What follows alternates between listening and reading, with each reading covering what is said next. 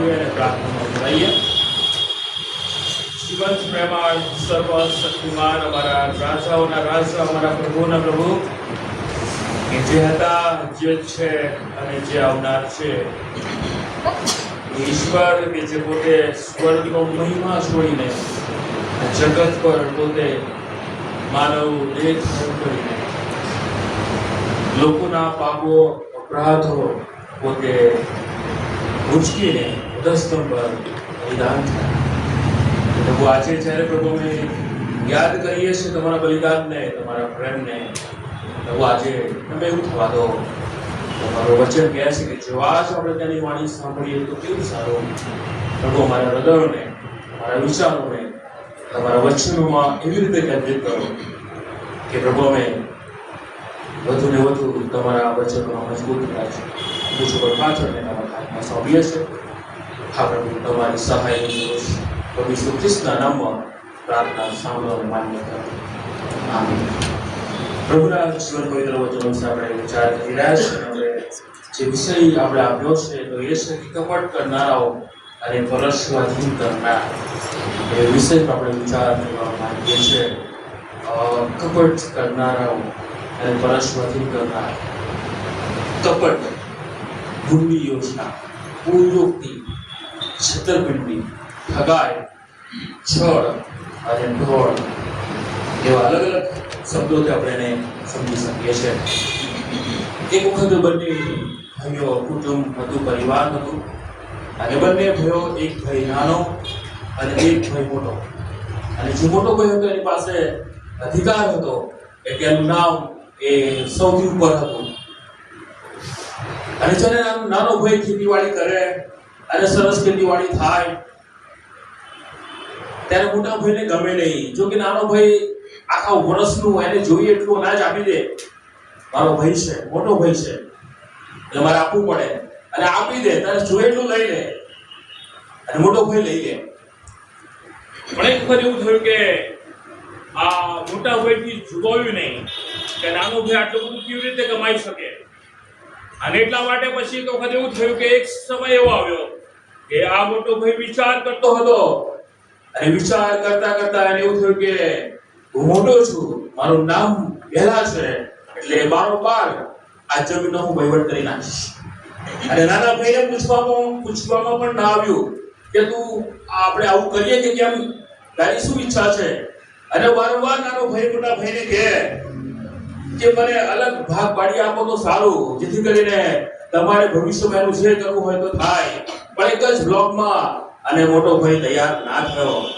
સમય આવ્યો પણ પોતાના નાના ભાઈને પૂછ્યા વગર બારોબાર એનો વહીવટ કરી નાખ્યો. અને પછી વિચાર કરે છે નાનો ભાઈ કે હવે આ શું કર્યું મારા મોટા ભાઈએ. હું એને જોઈએ છે, આપું છું, આખા વર્ષનું અનાજ આપું છું, પણ એનાથી ના જોયું કે નાનો ભાઈ આટલું બધું કેવી રીતે કમાઈ શકે. છળ કપટથી, કપટ રાખીને, પોતાના ભાઈને જાણ કર્યા વગર, પોતાના ભાઈની સલાહ લીધા વગર, પોતાના ભાઈ સાથે વિચાર કર્યા વગર બારોબાર એનો વહીવટ કરી નાખે છે. એ મનમાં એક કડવાશ રાખે છે, આ નાનો ભાઈ આટલું બધું કેવી રીતે કમાઈ લે. અને આ બધી કડવાશ એ મનમાં રાખીને છેતરપિંડી કરીને અને આખરે જમીન બારોબાર એનો સોદો કરી નાખ્યો. કેટલું બધું છળ કપટ મનુષ્યોમાં આજે જોવા મળે છે. અને એવું છળ કપટ બાઇબલમાં પણ જોવા મળે છે. કાઈન અને હાબેલ બંને ભાઈઓ, અને એમાં પણ પ્રશ્ન થયો એ તો કેવો કે હાબેલ માન્ય થયું, એનું અર્પણ માન્ય થયું, અને કાઈનથી ના જોવાયું કે આવું કેવું. મારો ભાઈ એનું અર્પણ માન્ય થયું અને ઈશ્વરે એને માન્ય કીધું, તો મારું અર્પણનું શું. અને પછી એ કાઈન મનમાં કડવાશ પેદા કરે છે. કાઈન મનમાં કહેવાય કે એક કપટ પેદા કરે છે પોતાના ભાઈને માટે. અને પોતાના ભાઈને છેતરીને, મીઠી મીઠી વાત કરીને એવું કહે છે કે આપણે ખેતરે જઈએ, અને પછી ખેતરે લઈ જાય છે. અને બાઇબલ ત્યાં સ્પષ્ટ નોંધે છે કે કાઈને ઉઠીને પોતાના ભાઈ હાબેલને મારી નાખ્યો. કેટલી હદ સુધીનું કપટ મનુષ્યોમાં જોવા મળે છે. કેવું કપટ, કેવું છળ કપટ એ આજે મનુષ્યોમાં છે. અને પ્રભુનું વચન મને તમને એને સ્પષ્ટ કરે છે. અને આવું જ કપટ કઈ અહીંયા આપણે જોઈશું કે કોના હૃદયમાં કપટ છે અને કેવી રીતે એ પોતાનું કામ કરે છે. પ્રમુખ યાજકની કચેરી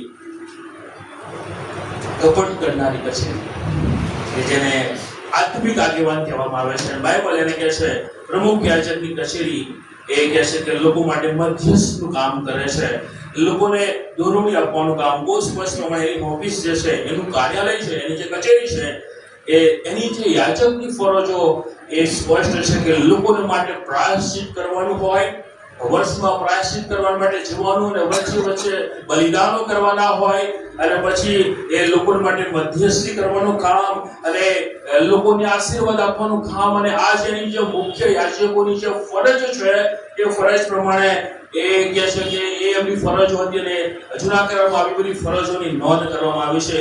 લેવી કુળમાંથી આવેલું અને ઈશ્વરે પસંદ કરેલું આત્મિક આગેવાન પ્રમુખ યાજક, એની જે ઓફિસ છે, એનું જે કાર્યાલય છે, એ તો આત્મિક વહીવટ કરવા માટેનો અને વહીવટીય પારદર્શકતા હોવી જોઈએ એના માટે ઈશ્વરે આખી વ્યવસ્થા કરેલી છે. અને પ્રમુખ યાજકની ફરજો, પ્રમુખ યાજકની જવાબદારી એ તો લોકોને માટે મધ્યસ્થ થવાનું. એ જ્યારે કચેરીમાં આવે ત્યારે તો લોકો માટે મધ્યસ્થી કરે, એનું કાર્યાલય છે, લોકો એને ત્યાં મળી શકે છે અને એ એની જવાબદારી, એ એની ફરજ હોય છે. પ્રભુ ઈસુ કહે છે કે 2 દિવસ પછી પાસ્કા પર્વ છે અને તમારામાંનો એક મને પરસ્વાધીન કરશે અને આવું મારી સાથે થશે, મને પરસ્વાધીન કરવામાં આવશે.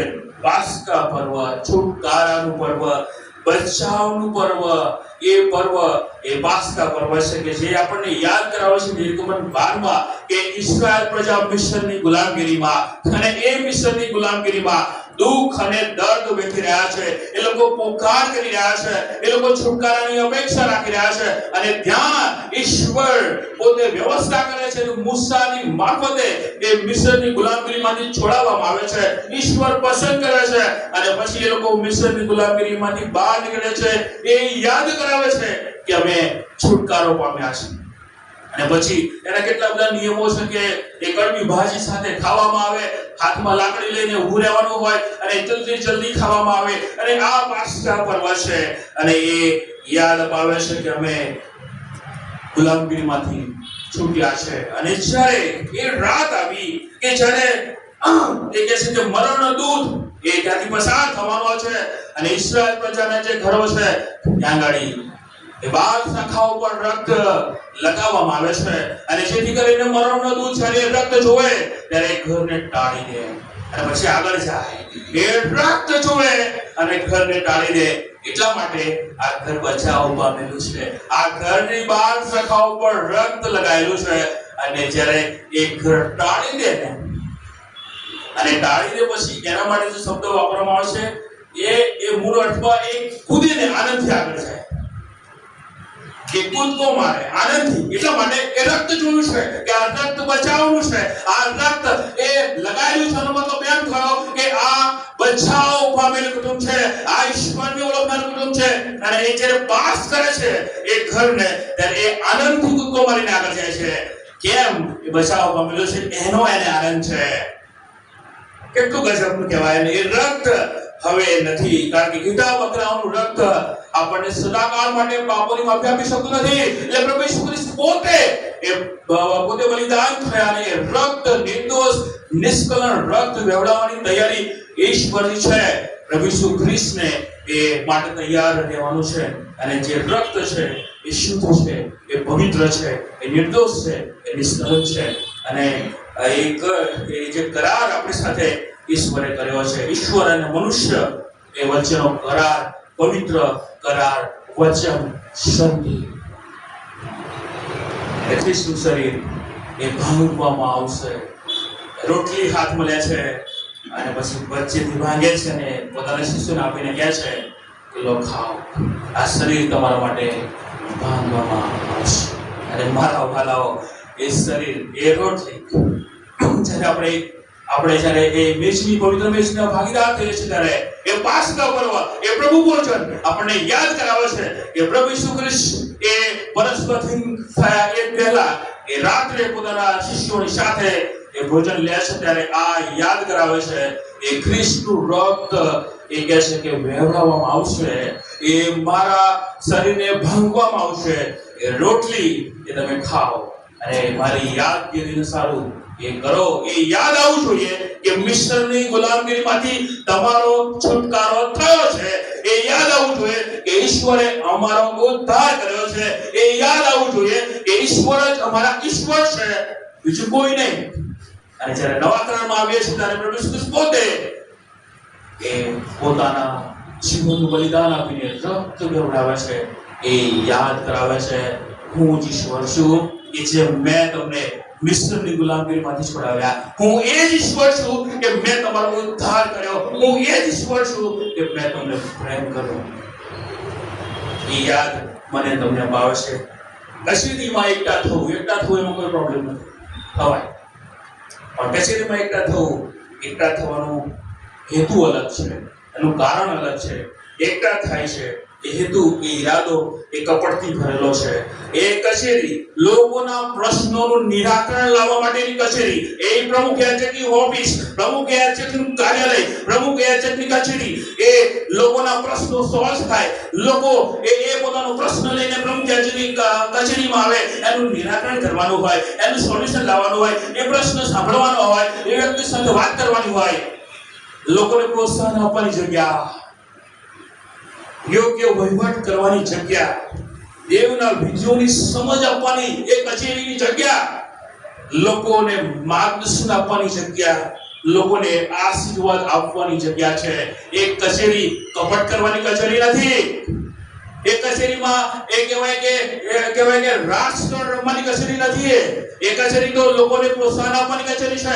એ લોકોને એ કચેરીમાં આવે છે, પ્રમુખ યાજકની સાથે વાત કરે છે ત્યારે એના કેટલા પ્રશ્નો લઈને આવે છે, એની કેટલી પ્રાર્થનાઓ લઈને આવે છે, એની કેટલી ઈચ્છાઓ લઈને આવે છે. જીવતા ઈશ્વરને મળવા માટે આ કચેરી એના માટે છે કે પ્રમુખ યાજક ત્યાં બેસે અને લોકોનો પ્રશ્ન સાંભળે. આ પ્રમુખ યાજક બેસે કચેરીમાં અને એ લોકો માટે પ્રાર્થના કરે. આ કચેરીમાં પ્રમુખ યાજક બેસે અને એ લોકોને આશીર્વાદ આપે. આ પ્રમુખ યાજક એ કચેરીમાં બેસે અને પ્રશ્ન હોય જીવનનો, કુટુંબનો, વ્યક્તિગત જીવનનો માર્ગદર્શન એ પ્રમુખ યાજક આપે. આવું કરાય. માર્ગદર્શન આપવાની જગ્યા, પ્રોત્સાહન આપવાની જગ્યા, ઉત્તેજન આપવાની જગ્યા, સલાહ કરાવવાની જગ્યા, એની જગ્યા પર શું કર્યું? એ વ્યૂહ રચનાઓ કરવાની જગ્યા થઈ ગઈ. એ બીજાને પાડી નાખવાની જગ્યા થઈ ગઈ. એ કપટ કરનારી કચેરી બની ગઈ. એ ઈસુને મારી નાખવાની મસલત કરવાની કચેરી બની ગઈ. એક કચેરી એ તો કપટ કરનારી, અને કપટ તો કેવું પૂરેપૂરું આયોજન, અધૂરું આયોજન નહીં. કપટ કરવાનું તો પૂરા પ્લાનિંગ સાથે કરવાનું, આયોજન બંધ કામ કરવાનું, કોઈ ભૂલ રહી ના જાય, કોઈ ગફલત ના થઈ જાય માટે ઈશ્વરે પહેલા પકડવાના. ધાર્મિક કાયદાનો ઉપયોગ આપણે નહીં કરીએ, કારણ કે ધાર્મિક રીતે જો આપણે એને કરવા જઈશું તો એ લોકો બુદ્ધિ કેટલી દોડાય, કેટલું બેસીને એ કચેરીમાં બેસીને કેટલી બધી મસલત કરી બેઠા કે જો ધાર્મિક રીતે આપણે એમને એ કરવા જઈશું તો મુશ્કેલી થશે. માટે ધાર્મિક રીતે જો આપણે કરીશું તો પછી સમ્રાટ એવું કહે છે કે તમે તમારા નિયમશાસ્ત્ર પ્રમાણે કરો. તો મરણદંડ ઠરાવવા માટે રાજકીય કાયદો જોઈએ અને રાજકીય રીતે ફસાવવા પડે તો જ મેળ પડે. એટલે કેટલું બધું આયોજન, ટીપુમાં આયોજન કર્યું. ધાર્મિક રીતે આપણે તો કશું નહીં કરી શકતું, કારણ કે પ્રભુ એ પછી એ સમ્રાટને એવું જ કહેવાનો તમે તમારા નિયમશાસ્ત્ર પ્રમાણે ન્યાય કરો, એ બચી જશે. બચવો ના જોઈએ. એટલે રાજકીય રીતે કાયદામાં ફસાવવા પ્રયત્ન કરે છે. યહૂદી આગેવાનો શોભે નહીં એવું કામ કરવા તેઓ જઈ રહ્યા છે. આપણને શોભે એવું કામ આપણે કરીએ. આપણે આગેવાનો છીએ, આપણે પ્રભુના બાળકો છીએ. વિચાર કરીએ કે શૈતાન ક્યારે તોફત કરાઈ શકે છે. કેટલો ઊંડો વિચાર કર્યો. પર્વમાં નહીં, રખીને ગડબડ થાય એ પણ જોવાનું. ગડબડ પણ ના થવી જોઈએ. એને પકડવાનો તો ખરો જ.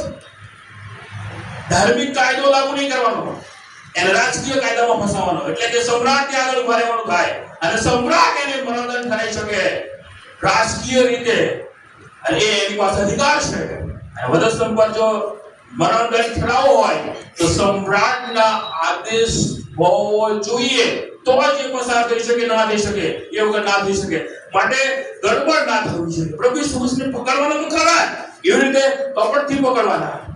કપટ રાખવાનું, કપટ હશે તો જ પકડાશે, બાકી નહીં પકડાય. અને કપટ પૂરેપૂરું કરવાનું, પ્લાનિંગ સહેજે બગડવું ના જોઈએ. અને એમાં તો પર્વમાં તો નહીં જ, કારણ કે ભક્તો પાસે એવા હોય ને, પ્રભુ ઈસુ ખ્રિસ્તને કેમ એ કરો છો, એ તો સારા છે, ચમત્કારો કરે છે, આવું કોઈ બોલે નહીં, કોઈ પ્રભુનો પક્ષ લે નહીં. માટે પર્વમાં નહીં ગડબડ થાય, ગડબડ પણ નહીં થવા દેવાની. જો ગડબડ થાય તો પછી એ રોમન સમ્રાટ જાણે કે યહૂદીઓમાં ગડબડ થઈ તો સીધો ટકોર એ યહૂદી આગેવાનો પર આવે. તમે શું સંભાળ રાખો છો, તમે શું જોવો છો, તમે સંભાળી શકતા નથી, ઉપરથી દબાણ આવે જો ગડબડ થાય તો. એટલે ગડબડ નહીં થવા દેવાની, અને એ બહુ શાંતિથી કામ કરવાનું. જે એક નાની ભૂલ પણ ભારે પડી શકે છે, કેમ કે એ લોકોને યાદ છે પ્રભુ ઈસુ ખ્રિસ્તના શબ્દો. એ ઠગ કહેતો હતો કે 3 દિવસ પછી હું પાછો ઉઠીશ. એટલે કપટથી યોજના કરવાની, એમાં ગાબડું પડવું જોઈએ નહીં. કેટલું બધું ભયંકર, ઊંડું, સખત પ્લાનિંગ કર્યું, એક કચેરીમાં બેઠા બેઠા કર્યું. એટલે આ એના માટે કચેરી હતી, કપટ કરવા માટે કચેરી હતી આ. અને બધા ભેગા થઈને આવી કચેરીમાં ભાગ લેશે, બોલવામાં અને કાર્યોમાં અને વિચારમાં ભયંકર કપટ. વાળો એ આત્મિક આગેવાન હતા, અને કપટ પ્રવેશે છે. આપણું જીવન વિશે વિચાર કરીએ. આપણે જો આત્મિક આગેવાન કહીએ અને શૈતાન આવું આપણા દ્વારા કરાઈ શકે છે. કોઈ બીજાને પ્રોત્સાહન આપવાની જગ્યા કપટની જગ્યા ના બનવી જોઈએ.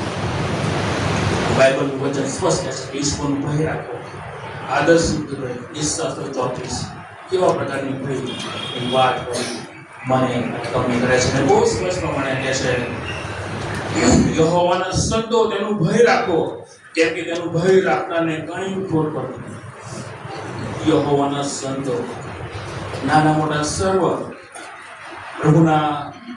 પ્રભુની ઓળખમાં છીએ, પ્રભુને ઓળખીએ છીએ અને ખાતરી કરીએ છીએ કે હું પ્રભુને ઓળખું છું. આપણે યહોવાના સંતો છીએ. પહેલું જ કામ તેનું ભય રાખો. પ્રમુખ યાજકો, પ્રભુના પસંદ કરેલા આત્મિક આગેવાનો ઈશ્વરનો ભય નથી દેખાતો. ત્યાં એ જગ્યા, કચેરી, એ કાર્યાલય, એ ઓફિસ ઈશ્વરનો ભય રાખનારી ઓફિસ હોવી જોઈએ. પણ એ લખવાનું હોય છે પ્રમાણે કેમ કે તેનું ભય રાખનાર કંઈ ખોટ પડતી નથી. આવો દીકરાઓ, મારું સાંભળો, હું તમને યહોવાનો ભય રાખતા શીખવીશ. વાળાઓ શીખી જઈએ. એવું ના બને કે છેલ્લા શ્વાસ સુધી આપણને ખબર જ ના હોય કે યહોવાનો ભય શું છે. બાઇબલ કહે છે દુષ્ટતાથી દૂર રહેવું એ જ યહોવાનો ભય છે. દુષ્ટતા છે, ગુંડાઈ છે, અને જો હું એ ગુંડાઈથી દૂર રહું છું, હું ગુંડાઈની આગળ નમી નથી જતો, પણ ગુંડાઈ પર જીત પ્રાપ્ત કરું છું. અને બાઇબલ નીતિઓ જે સ્પષ્ટ કહે છે દુષ્ટતાને ધિક્કારવું એ જ યહોવાનો ભય છે. દુષ્ટતાથી દૂર રહેવું એ જ યહોવાનો ભય છે. આપણે વિચાર કરીએ કે શું કરી રહ્યા છે. અને બાઇબલ તો સ્પષ્ટમાં કહે છે હું તમને યહોવાનો ભય રાખતા શીખવીશ. પ્રભુ શીખાડશે, પ્રભુ સમજાવશે. પ્રભુ કહેશે વિશ્વાસની યાત્રાની શરૂઆત કરી, કદાચ ઈશ્વરનો ભય રાખતા ખબર ના પડે કેવી રીતે રાખવાનું, પ્રભુ શીખવશે, રોજ શીખવશે. એ વાત કરશે જેમ પિતા પોતાના બાળકને શીખવે છે ને કેવી રીતે ચાલવાનું, કેવી રીતે ખાવાનું.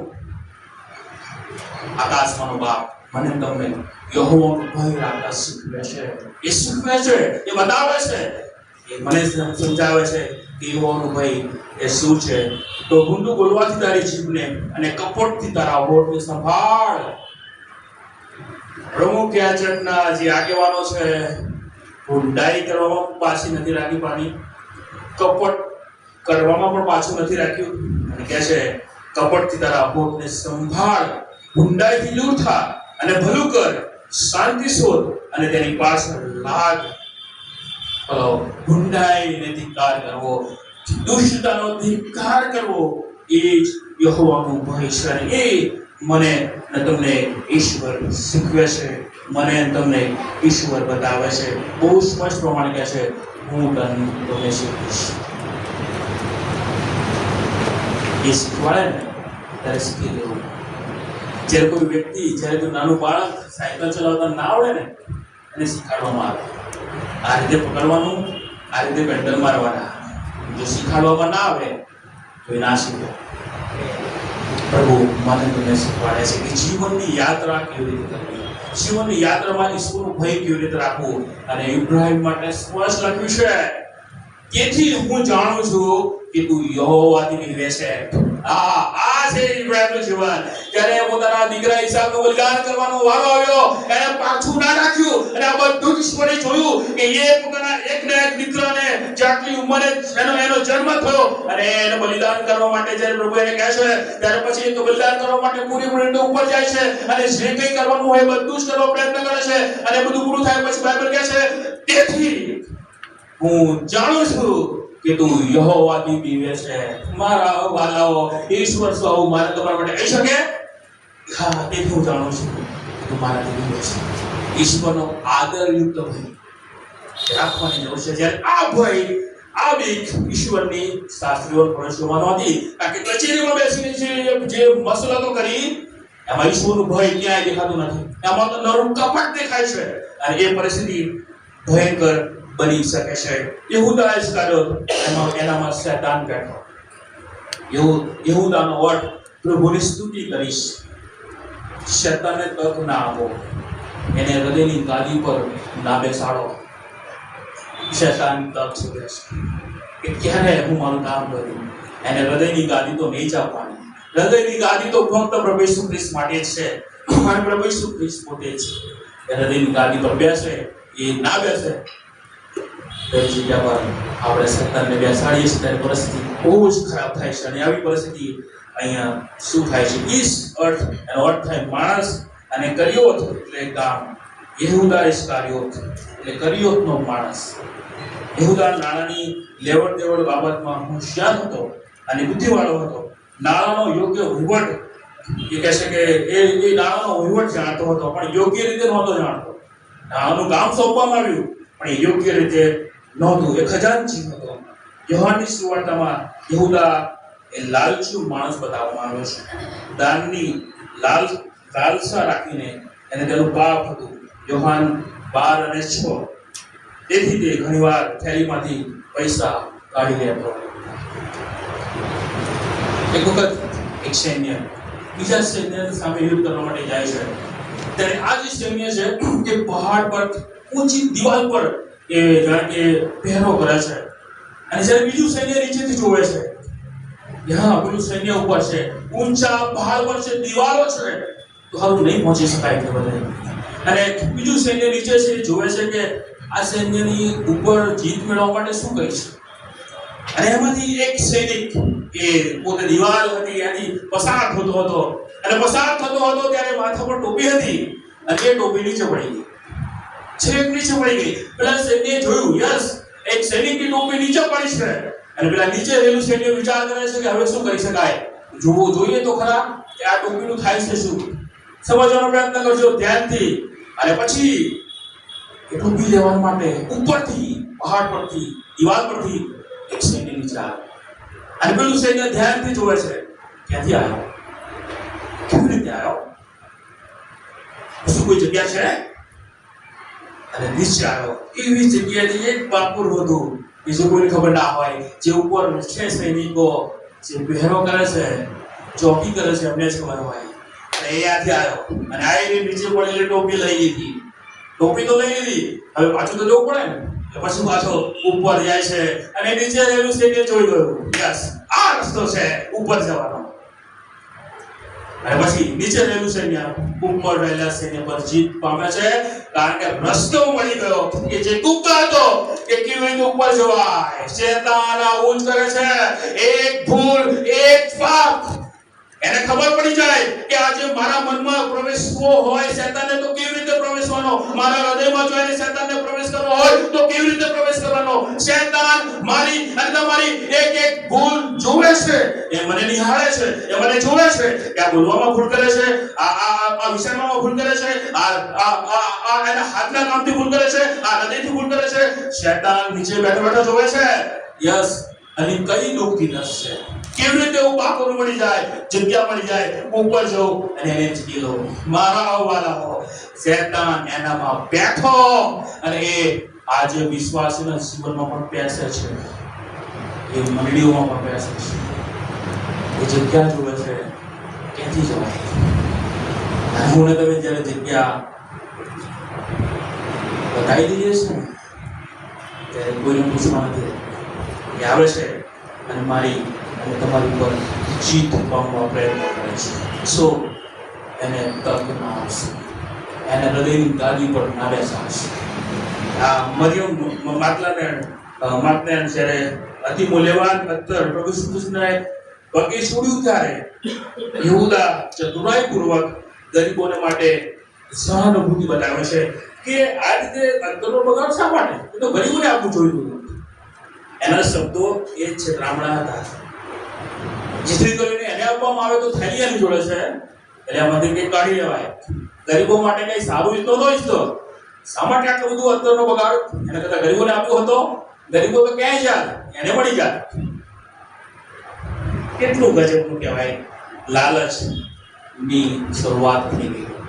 એક નાની દીકરી જે સ્કૂલમાં અભ્યાસ કરતી હતી અને સ્કૂલમાં અભ્યાસ કરતી હતી, મમ્મીએ સ્પષ્ટ બીજાને કીધું, બેટા ચોકલેટ તો તારે નહીં જ ખાવાની. હા મમ્મી, હું ચોકલેટ તો નહીં જ ખાઉં. અને પછી એ જ દુકાન, એ જ સ્કૂલ અને એ જ રસ્તો. પહેલા દિવસે ગઈ પણ મમ્મી ના પાડી કે થોડું જોવાય. ગઈ અને દુકાનેથી પસાર થઈ સ્કૂલે ગઈ, એ જ રસ્તો પાછી આવી. મમ્મી પૂછ્યું, બેટા ચોકલેટ ખાધી? ના, નહીં ખાધી. બીજો દિવસ એ જ રસ્તો, એ જ સ્કૂલ, એ જ દુકાન. પરિવાર પસાર થઈ, થોડું જોવા તો દે, એવી દુકાન છે. મમ્મી ના પાડી, નહીં જોવાય. આટલેથી પાછું વળી જવાનું. મમ્મીએ પૂછ્યું, ચોકલેટ ખાધી? ના, નહીં ખાધી. ત્રીજો દિવસ એ જ રસ્તો, એ જ દુકાન, એ જ સ્કૂલ. મારે ચોકલેટ ક્યાં ખાવીશ? હું તો ખાલી પગથિયું જોઈશ અને ચોકલેટ ને જોઈશ. એવી લાગે છે. પરિવાર પાછા આવી. મમ્મીએ પૂછ્યું, ચોકલેટ ખાધી? ના મમ્મી, નથી ખાધી. ચોથો દિવસ એ જ સ્કૂલ, એ જ દુકાન, એ જ રસ્તો. હવે ચોકલેટ જોઈ લીધી, હાથમાં તો લેવા દે. એવી લાગે છે. મારે ક્યાં ખાવીશ? હાથમાં લેવીશ. ફરી પાછી સ્કૂલે જઈને આવે છે. મમ્મી પૂછે છે, ચોકલેટ ખાધી? ના મમ્મી, ચોકલેટ તો મેં ખાધી જ નથી, ખાલી હાથમાં લીધી. બેટા આ ના થાય. પાંચમો દિવસ એ જ સ્કૂલ, એ જ રસ્તો, એ જ દુકાન. પગેથી પણ ચડી ગયું, દુકાન પણ જોઈ લીધી, ચોકલેટ પણ હાથમાં લઈ લીધી. તો એક જ સ્ટેપ બાકી. શું કરો બાકી? એક સ્ટેપ પૂરો કરી દો. અને પછી હાથમાં લે છે, કાગળ તોડીને ખાય છે. મમ્મી પૂછે છે, બેટા ચોકલેટ ખાધી હતી? ના મમ્મી, નહીં ખાધી. તો મમ્મી તો ખબર પડી જાય કે તે ચોકલેટ ખાધી છે. લાલચ એવી વસ્તુ છે કે ધીમે ધીમે ધીમે મને અને તમને એ પાપ કરવા માટે લઈ જાય. પહેલા કદાચ એવું થાય કે આનું નહીં, આપણે નહીં કરી પાપ, વાંધો નહીં, લાલચ નહીં આવે, પણ ધીમે ધીમે રસ પડે. લાઈ જોઈ તો લેવા દે, આપણે ક્યાં લેવું છે? બે થોડું નજીક તો જવા દે, આપણે ક્યાં લેવું છે? પછી શેતાન ધીમે ધીમે એવા કિચડમાં ધક્કો મારે કે જે જગ્યા પર આપણે જવાનું જ ના હોય. અને પછી પ્રભુ કે, પ્રભુ તો પહેલેથી કહે છે, મારું ભય રાખ, હું તને શીખવીશ કે કેવી રીતે યહોવાનો ભય રાખવું. પણ જો આવું થાય ત્યારે મુશ્કેલી વધી શકે છે. અને એ ચોરી લેવાનો પ્રયત્ન કરતો હતો. પ્રભુ ઈસુ ખ્રિસ્તને ખબર છે કે આ મને પરસ્વરી કરનાર છે, તો પણ પ્રભુ એનું કોઈ નુકસાન કરતા નથી. શેતાન ગુલામ બનાવે છે. રોમન 12:16, જેની આજ્ઞા હું માનું છું, જેની આજ્ઞા હું પાળું છું, એનો હું દાસ છું. જો હું પ્રભુની આજ્ઞા પાળું છું તો હું પ્રભુનો દાસ છું. જો હું શેતાનની આજ્ઞા પાળું છું તો હું શેતાનનો ગુલામ છું. જેની આજ્ઞા તમે પાળશો એના તમે ગુલામ થશો, એના તમે દાસ થશો. હવે વિચાર કરી લઈએ. શેતાન યહૂદા ઇસ્કરિયોતને લાલચ આપે છે, એને ગુલામ બનાવે છે. અને તમે જોયું છે ને ગુલામમાં કેવું હોય? નાના બાળકો પેલી ગાડી રમે ને, રિમોટ કંટ્રોલ વાળી. નાનું બાળક જે જગ્યાએ ઈચ્છે એ જગ્યા પર ગાડી લઈ જાય, બરોબર ને? એમ કે ગાડી ઊભી રાખવી છે તો રિમોટ કંટ્રોલ થી ઊભી રાખે. એમ કે ગાડીમાં આગળ લઈ જવી છે તો આગળ લઈ જાય. મારા વાલાઓ, શેતાન મારા તમારા જીવનનું રિમોટ કંટ્રોલ એના હાથમાં લેવા માંગે છે. અરે આપણે તો પ્રભુના હાથના છીએ, પ્રભુએ આપણને બનાવ્યા છે એની પ્રતિમા પ્રમાણે. અને જો એ રિમોટ કંટ્રોલ શેતાનના હાથમાં જાય અને જો એના હાથમાં જતું રહ્યું તો આપણને ગુલામ બનાવીને છોડશે, એ લાલચ આપશે, એ નાશ સવારમાં લઈ જશે. માટે વાળાઓ જાગૃત થઈ જઈએ, સભાન થઈ જઈએ. આપણા જીવનનું રિમોટ કંટ્રોલ શેતાનના હાથમાં તો નથી ને. અને આ યુદા ઇસ્કારિયોતનું જીવનનું રિમોટ કંટ્રોલ શેતાનના હાથમાં છે. અને ત્યાં પરિસ્થિતિ વધારે બગડે છે અને શેતાન એને નિયંત્રણ કરે છે. યહૂદાએ તેઓ સાથે મસલત કરી. યહૂદા સામા પગલે ચાલીને યહૂદી આગેવાનો સાથે ગયો અને સામેથી કહે છે કે સામે પગે ચાલીને એ જાય છે અને કહે છે, અને યહૂદી આગેવાનો ખુશ થઈ ગયા. યસ, મારે આવું જ જોતું કે યહૂદી આગેવાનો એમને યહૂદા ઇસ્કરિયોતને મનાવવા નતો ગયા કે ભાઈ તું અમારા માટે કામ કર ને. સામેથી ગયો યહૂદી આગેવાનો સાથે વાત કરવા માટે. અને પેલા યહૂદી આગેવાનો લાગ્યું અમારે જેવું જોઈતું હતું એવું અમને મળી ગયું, કારણ કે કપટ થતા હતા, આયોજનો થતા હતા.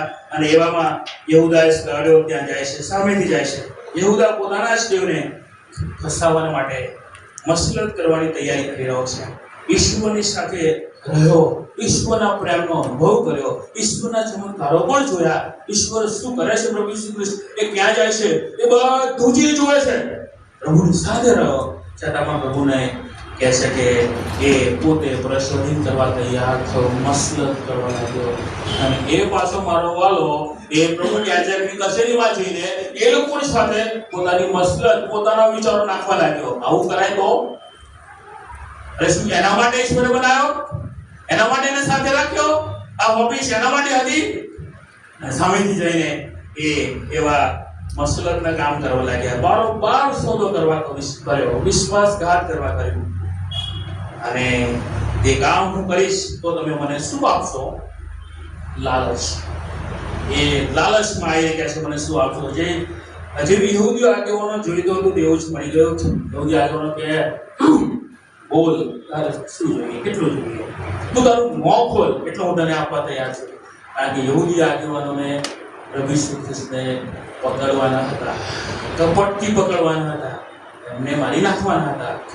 માટે એ સામેથી આવે છે અને યહૂદી આગેવાનો કહે છે બોલ, તારે શું જોઈએ, કેટલું જોઈએ, તું બોલ, તારું મોં કાઢ. બારોબાર ઈસુનો વિરોધ કરવા. કોઈ વસ્તુ વેચવાની હોય ને તેના માટે મૂળ માલિકની જાણ હોવું જરૂરી છે. ખબર હોવી જોઈએ, માલિકની મંજૂરી હોવી જોઈએ, માલિકની સંમતિ હોવી જોઈએ, તો જ લીગલી તમે કોઈ વસ્તુ વેચી શકો. માલિકની સંમતિ વગર, માલિકની જાણ વગર, માલિકને અજાણતા રાખીને તમે એ વેચી શકો નહીં. પણ મારો વાલો યહૂદા ઇસ્કરિયોત એ જે વહીવટ કરવા જતો હતો એનો એ માલિક જ નહોતો. એ પોતે બારોબાર વહીવટ કરવા લાગ્યો. જેણે એનો માલિક જ નહોતો, કશું જ નહોતું. અને એ બારોબાર વહીવટ કરવા લાગે છે. લોભ, એ દ્રવ્યનો લોભ એ મને તમને મુશ્કેલીમાં મૂકે છે. અને વાલાઓ, વિશ્વાસી જીવનમાં લાલચ આવે છે. મિલકતનો લોભ લાગે, કોઈ વસ્તુનો લોભ લાગે, કોઈ પદનો લોભ લાગે, અને આ બધી બાબતો મારા તમારા જીવનમાં મુશ્કેલી ઊભી કરી શકે એમ છે. માટે સંત ફ્રાન્સિસ ઝેવિયર આ પ્રમાણે કહે છે, પાપ કબૂલાતના પ્રસંગોમાં ઘણા માણસોને પોતે જાણી જોઈને કરેલા પાપો તેમજ પોતાને કલ્પના પણ ના હોય એ રીતે કરેલા પાપોની કબૂલાત કરે છે.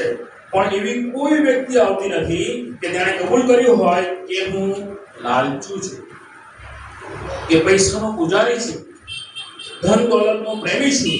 લાલચુ હોવું, એ ધનની લાલસા રાખવી, એ પણ પાપ છે, એ છૂપું પાપ છે. કોઈ વ્યક્તિ એવું નથી કહેતો કે હું લાલચુ છું, કોઈ વ્યક્તિ એવું નથી કહેતો કે હું પૈસાનો પૂજારી છું. હવે લાભ શોધવા લાગ્યો યહૂદા ઇસ્કરિયોત. લાભ શોધવા લાગ્યો. યહૂદાએ ઈસુ ખ્રિસ્તને પરેશવાધીન કરવાની પૂરી તૈયારી કરી લીધી.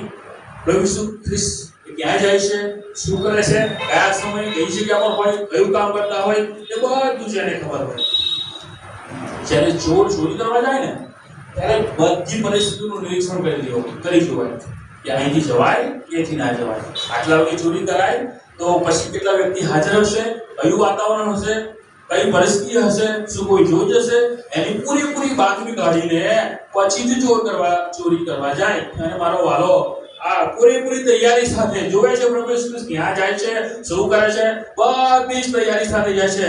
શેતાને તેના જીવનનો ખોટો ઉપયોગ કરવાની શરૂઆત કરી દીધી.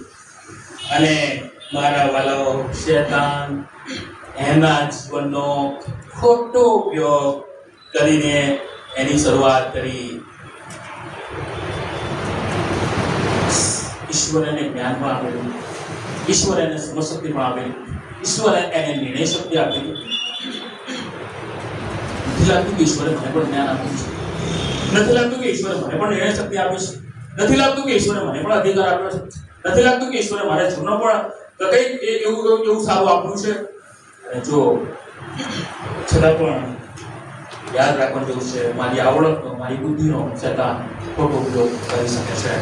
કદાચ મારી સારી આવડત હોય, હું મંડળીમાં સારું અને શ્રેષ્ઠ કરી શકું એમ છું, પણ યાદ રાખીએ, જો શેતાનને પેલું બાકોરું દેખાઈ ગયું તો શેતાન આવી જશે. યહૂદા ઇસ્કરિયોત એના જીવનનો રિમોટ કંટ્રોલ શેતાનની પાસે, એ વિજય પ્રાપ્ત કરશે આપણી પર, અને આપણા જ્ઞાનનો ખોટો ઉપયોગ કરશે, આપણી આવડતનો ખોટો ઉપયોગ કરશે, અને આપણને જે ઈશ્વરે આપ્યું છે એનો એ ખોટો ઉપયોગ કરી શકે છે. અને સાવધાન રહીએ કે મારો ખોટો ઉપયોગ કોઈ જગ્યા પર ના કરી જાય. અને ખબર હોવી જોઈએ. અને મારા વાલો, આપણને તો પડી જ નહીં હોતી, ભલે ને શું થવાનું છે. શેતાન જે દિવસે ગાદી પર બેસી ગયો એ દિવસે મારું તમારું સત્યાનાશ કરી નાખશે. એ ભલે આપણી પાસે સારી નોકરી હોય, આશીર્વાદ હોય, શેતાન લાભ જોવે છે. એનો એક જ ઈરાદો છે કે માણસનો નાશ થાય. અને પછી આપણે બેદરકારી રાખીશું, આવું યહૂદા ઇસ્કરિયોતની જેમ શું થવાનું? વાલો, એ જે દિવસે ગાદી પર બેસી ગયો ને એ દિવસે મારા તમારા જીવનનું સત્યાનાશ વાળીને છોડશે. અને નથી આપણે ઈચ્છવાનું કે મારી તમારી જીવનની ગાદી પર એ બેસે. અને પ્રાર્થના કરતા હતા શિષ્યો ઊંઘી ગયા, અને ત્યાં એ નિશાની આપી, હું જેને ચૂંબીશ તેને તમારે પકડી લેવો. શું યહૂદી આત્માઓને ખબર નહોતી કે પ્રભુ ઈસુ આ છે? રોજ મંદિરમાં પ્રભુ ઈસુ જતા હતા, યહૂદી આત્માઓ જોતા હતા કે પ્રભુ ઈસુ ખ્રિસ્તી આવા દેખાય છે. શેતાને એનો ખોટો ઉપયોગ કરવાનું હજુ ચાલુ જ રાખ્યું છે. હું જેને ચૂંબીશ એ જ તે છે. શું યહૂદી આગેવાનો ડાયરેક્ટ ના પકડી શકે? પકડી શકે. પૈસા શેના લઈ ગયો છે? 30 ચાંદીના સિક્કા કેમ લઈ ગયો? શેતાન લાભ જોવે છે. શેતાન મારી તમારી પર વિજય પ્રાપ્ત કરવાનો પ્રયત્ન કરે છે. ગુરુ કહીને ચુંબન કરે છે, ઢોંગી સલાહ. યહૂદા ઇસ્કરિયોત ઢોંગી આત્મિક જીવન જીવતો હતો. એ ચોરી કરનારો હતો અને લઈ લેનારો હતો. પરસ્પર કરવાની તક એ પ્રાપ્ત કરી બેસે છે. પણ પ્રભુનો પ્રેમ તો જુઓ, કેવો પ્રેમ! ઈસુ ખ્રિસ્તને ખબર છે કે આ મને પરસ્પર કરશે. પ્રભુ ઈસુ ખ્રિસ્તને ખબર હોવી છતાં પણ પરસ્પર કરનાર હતો તો પણ ઈસુએ યહૂદાના પગ ધોયા. પ્રભુ ઈસુ ખ્રિસ્તને ખબર છે કે આ મને પરસ્પર કરશે, પણ પ્રભુનો પ્રેમ તો જુઓ, છતાં પણ મારા પ્રભુએ એના પગ ધોયા. એટલું જ નહીં, અને એને છેલ્લા ભોજન વખતે ઈસુએ તેને પોતાની ડાબી તરફ બેસાડ્યો અને એને માન આપ્યું. બોળ્યો એ તો મિત્રાચાર્યની નિશાની હતી. એમ ઈસુએ તેને પોતાની પાસે બેસાડ્યો અને મિત્રચારીમાં એને બોળ્યો આપ્યો.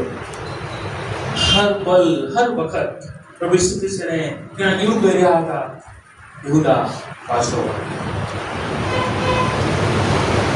હું તારો સ્વીકાર કરવા તૈયાર છું. આજે મને ખબર છે કે તારા હૃદયમાં કપટ છે, છતાં પણ મેં તારા પગ ધોયા. મને ખબર છે કે તું મારું નુકસાન કરવાનો છે, છતાં પણ મેં તને મારી ડાબી બાજુમાં તને બેસાડ્યો, માન આપ્યું. મને ખબર છે કે તું મને પરસ્પર કરવાનો છે, છતાં પણ મેં તારી સાથે મિત્ર જેવો વ્યવહાર રાખ્યો. એનો નકાર ના કર્યો, એને ધિક્કાર્યો નહીં. એ ઈશ્વર આજે પણ યહૂદા વધસ્તંભ જોઈ શકે. ઈસુને ના નિહાળી શક્યો એ એની બહુ જ કરુણતા હતી. મારા વાળા, પ્રભુ ઈસુ ખ્રિસ્તે પરસ્પર કરનાર યહૂદાને કેટલું બધું પ્રેમથી એની સાથે વર્તન કર્યું. એ યહૂદી આગેવાન પાસે ગયો અને જ્યારે એને ભાન થયું કે યસ મેં ખોટું કર્યું, ત્યારે એ યહૂદી આગેવાનો છે તેમની પાસે જઈને માફી માંગવા માટે ગયો. મેં કર્યું ખોટું, નિર્દોષ રક્ત વહેવડાવ્યું છે. યહૂદી આગેવાનો કે એ તે જે કર્યું કર્યું. અરે માફી માંગવા યહૂદી આગેવાનો પાસે જવાનું હોય કે ખ્રિસ્તી પાસે જવાનું હોય? ખબર પડી અને રેલાઇઝ થયું કે મેં મારા પ્રભુનો બારોબાર વહીવટ કર્યો, મેં મારા પ્રભુને પરસ્વાધીન કર્યો. એ જ્યારે એને ભાન થયું પરસ્વાધીન કર્યો છે પ્રભુને, ત્યારે યહૂદી આગેવાનો પાસે જાય છે, અમે આવું કર્યું. યહૂદી આગેવાનો પાસે માફી નથી, ખોટી છે. જો કદાચ વદસ્તંભ પાસે આવ્યો હોત ને તો પ્રભુ એને માફ કરી દે છે. યહૂદા પ્રભુનો પ્રેમ ના સમજી શકે. એ યહૂદા ઈશ્વરે જેની પર દયા કરેલી, જે પ્રેમ બતાવ્યો એ ના સમજી શક્યો. જ્યારે પિત્તર વદસ્તંભ પાસે આવ્યો, એકા જોઈ ગયા પસ્તાવો. એ બીજા કોઈની પાસે ના ગયો, એ યહૂદી આગેવાનો પાસે ના ગયો કે મેં તો ઈશ્વરનો નકાર કર્યો. જ્યારે યહૂદા પોતે પાપ કર્યું એનું ભાન થયું ત્યારે યહૂદી આગેવાનો પાસે ગયો, પણ એને જવાનું હતું ખ્રિસ્ત પાસે. પાપોની માફી ખ્રિસ્ત પાસે છે, યહૂદી આગેવાનો પાસે નહીં. અને એ એની બહુ મોટી ભૂલ કે વદસ્તંભ પર વદસ્તંભને ના જોઈ શકે. છેલ્લે સુધી ખબર છે પાપનો બોજ એટલો હૃદય પર વધી ગયો એના જીવનમાં, તેનાથી રહેવાયું કે હું ક્યાં જઉં, કોની પાસે જઉં. યહૂદી આગેવાનો પાસે ગયો, પણ એમણે કીધું કે જાવ તો ત્યાં જે કર્યું કર્યું, એમાં અમારું કશું નહીં. એ લોકો હાથ ઊંચા કરી લીધા, અમારું કશું નહીં. એ નિર્દોષ રક્ત વહેવડાવ્યું છે, એ કઈ તારે જોવાનું, અમારે નહીં. અને માર્કસ 27:5 યહૂદાએ કડે ફાંસો ખાધો. કૃત્યો 1 અને 10 એ ઊંધો પડીને વચમાંથી ફાટી ગયો ને તેના બધા આંતરડા નીકળી ગયા. અને ઓગસ્ટીન નામના લેખક આપણને કહે છે ફાંસોનો જે રસો છે એ તૂટી ગયો, એ ઊંધે માથે પડ્યો અને તેનું પેટ ફાટી ગયું. માત્ર 30 ચાંદીના સિક્કા માટે ઈશ્વરનો બારોબાર વહીવટ કરવા લાગ્યો. બાઇબલ કહે છે લોભ એ સગળા પાપનું મૂળ છે. ઈસુના શિષ્ય બની જઈએ. સત્ય છે કદાચ ઈશ્વર આપણને જે દર્શાંશો આપ્યા છે, ઈશ્વર આપણને જે આશીર્વાદો આપ્યા છે, એ દર્શાંશોમાંથી આપણે ચોરી કરતા હોઈએ. સત્ય છે ઈશ્વર આપણને જે પૃથ્વી પરનો સમય આપ્યો છે, એ સમય આપણે છોડતા હોઈએ. ઈશ્વરનો છે. સત્ય છે કે આપણે હજુ પણ પ્રભુને પરસ્વાધીન કરતા, હજુ પણ આપણે પ્રભુની સાથે વિશ્વાસઘાત કરતા હોય. પ્રભુ આ વર્ષે તો મેં નિર્ણય લીધો, હવે આ વર્ષે હું ચાલીશ, ચોક્કસ આ વર્ષે હું તમારા માર્ગમાં ચાલીશ. પછી વિશ્વાસઘાત કરીએ છીએ. પ્રભુ આવું તો હું ક્યાં બોલ્યો? પ્રભુ આવું તો મેં કોઈ નિર્ણય નતો લીધો. ભલો પ્રભુ દુઃખ થાય છે. ભલો આ સમય છે ઈસુના શિષ્ય બની જઈએ, ઈસુને અનુસરી જોઈએ, ઈસુના પગલામાં પગ મૂકીને ચાલી જોઈએ, અને પછી આપણે નમૂનો આપનાર બની જઈએ. હું પ્રભુનો શિષ્ય છું, હું ઈસુના પગલામાં પગ મૂકું છું, ઈસુના પ્રેમમાં ચાલે છું, ઈસુએ મને જે શિક્ષણ આપ્યું છે, ઈસુનું ભય રાખતા શીખવાડ્યું છે, એમાં ચાલું છું. અને વાલા હું ઈસુને અનુસરું છું. શિષ્ય બનવાની તક ખરા અર્થમાં યહૂદાએ ચૂકી ગયો. ખરો પસ્તાવો કરવાની જે હતી પ્રભુ ઈસુ પાસે ના કર્યો.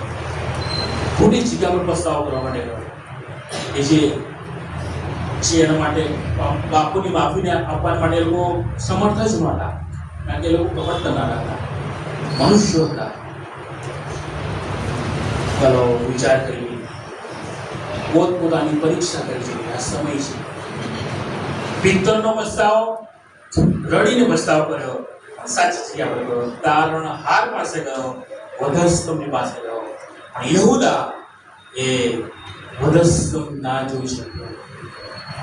શેતાને એટલું બધું કંટ્રોલ એના જીવનમાં કર્યું, આખરે કંટાળીને જે મેં કર્યું છે એનો બોજો સહન ના કરી શક્યો અને આખરે ના કરવાનું હોય એવું એને કરી નાખ્યું કે જે બાઇબલ ના પાડે છે. આત્મહત્યા કરવાની તૈયારી બતાવી દીધી ને આત્મહત્યા કરી પણ ના. પ્રભુ કહે છે તમે પોતાના નથી, તમને મૂલ્ય આપીને ખરીદવામાં આવ્યા છે. આપણો કોઈ આવો હક નથી કે પોતાના જીવનને ચૂકાઈ શકે. આપણે પોતાના છે જ નહીં, ઈશ્વરે આપણને ખરીદેલા છે.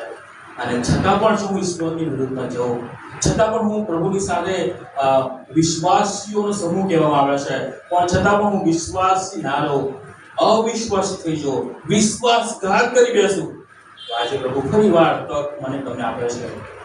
આપણે જોઈ શકીએ છીએ કે જે સાઉલમાંથી પાઉલ એનું બંધાણ થયું છે. જ્યારે દમસ્કના રસ્તા પર જતો હતો ત્યારે એ પ્રભુ ઈસુ ખ્રિસ્ત પોતે કહે છે, સાઉલ સાઉલ તું મને કેમ સતાવે છે? આપને લાત મારવી કઠણ છે. તું કોણ છે? હું ઈસુ છું જેને તું સતાવે છે. વાલાઓ, જીવન બદલાઈ ગયું, દિશા બદલાઈ ગઈ અને દશા બદલાઈ ગઈ. એક સમય એવો કે પકડીને મારી નાખનારો, વિશ્વાસીઓને હેરાન કરનારો એક સમય એવો આવ્યો કે પ્રભુને માટે પ્રભુનો શિષ્ય થયો. બીજા શબ્દોમાં, સાદા શબ્દોમાં, પ્રભુને અનુસરનારો થયો. પ્રભુના પગલામાં પગ મૂક્યો અને સેવાની શરૂઆત કરી. જો હજુ સુધી મેં પ્રભુના પગલામાં પગ ના મૂક્યો હોય, હજુ સુધી હું પ્રભુને ઈસુને અનુસર્યો ના હોય, હજુ સુધી સમાજમાં કે મંડળીમાં મેં યોગ્ય નમૂનો ના આપ્યો હોય, તો આજે ફરીવાર પ્રભુ મને તમને તક આપે છે. પોતાની પરીક્ષા કરી જોઈએ. આવો ખરા અર્થમાં જોઈએ યેસુ પ્રભુનું આપેલું તાલંત, પ્રભુએ આપેલી અદ્ભુત ભેટ, એના સંબંધિત બેદરકાર છે. પ્રભુએ આપણને આશીર્વાદ આપ્યો, પણ શું દર્શન છોડી લઉં છું? પ્રભુએ આપણને સમય આપ્યો, પ્રભુનો સમય છોડી લઉં છું? પ્રભુ આપણને શિષ્ય બનાવવા માંગે છે, એને અનુસરવાનું છે. પોતપોતાની પરીક્ષા કરીએ. યહૂદાએ પોતાની પરીક્ષા ના કરી. જો પોતાની પરીક્ષા કરી હોત તો વધસ્તંભની પાસે આવ્યો હોત. બાઇબલમાં ભવિષ્યવાણી થયેલી હતી એ પ્રમાણે એ વર્ષ સ્વાધીન કરાશે અને એ પ્રમાણે જ થયું અને થયું. પણ યહૂદા ઇસ્કરિયોત પાસે સમય હતો કે વધસ્તંભની પાસે પાછો આવ્યો. જો વધસ્તંભની પાસે પાછો આવ્યો હોત તો એ આત્મહત્યા ના કરે. જો વધસ્તંભની પાસે જો આવ્યો હોત તો ખરેખર એ જીવન પામત, ખરેખર એ માફી પામત, ખરેખર એના જીવનમાં રિસ્ટોરેશન આવત, પુનઃસ્થાપના થાત. પ્રભુ આજે આપણને પણ એવી તક આપે છે. જો યહૂદા ઇસ્કરિયોતનું જીવન રસપાથી કરનારું જીવન હોય, જો કપટ કરનારું જીવન હોય,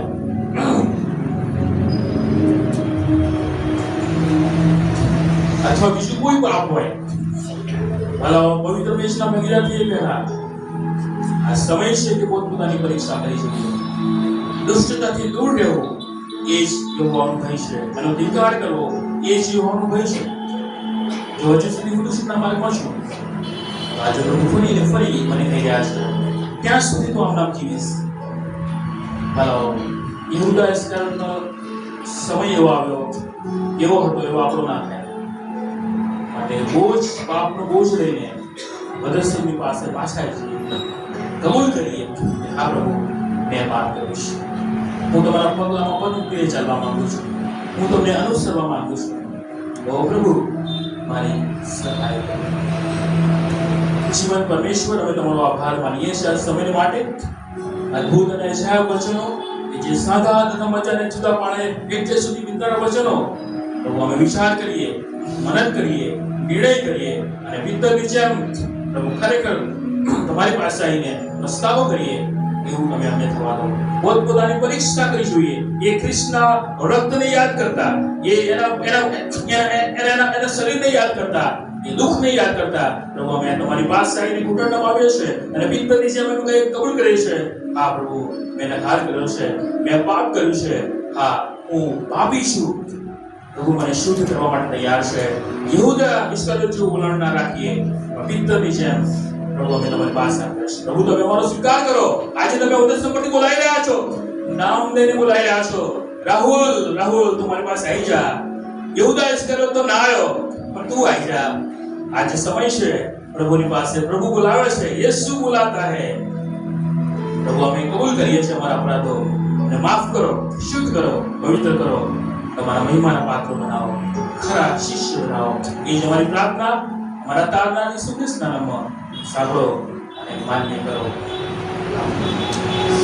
પ્રભુ આપ સર્વ